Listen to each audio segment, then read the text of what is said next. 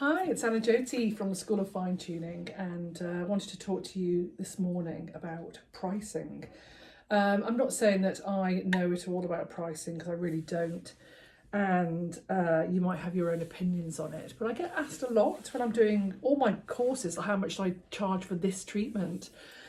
And there are so many ways of looking at it, and it really is very relevant to where you live and dependent on your environment and the current pricing in your area. One of the things I do say though is that don't underprice yourself, and I would always rather be the one that was a little bit more expensive but very much worth it if I was a practitioner.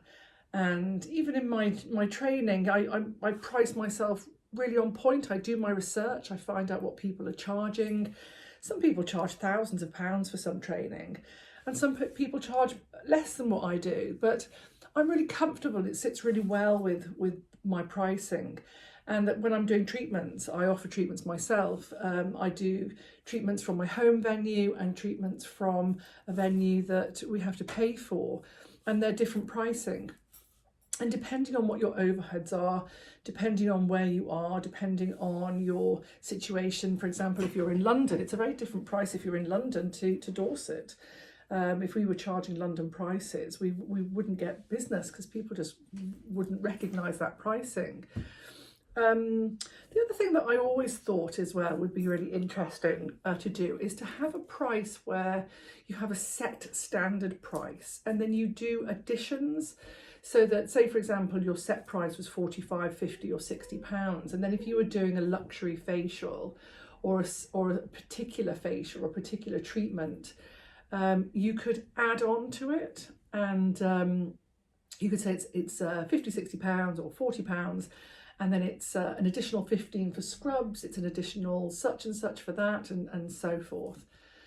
The other thing you don't want to do is price yourself so cheap that when you're working in an area where lots of people are working, that you do treatments for £25, because that's not really great, because there might be somebody who's been working a bit longer than you and charging £45, and the person who's charging £25 might be amazing and they'll get all the work.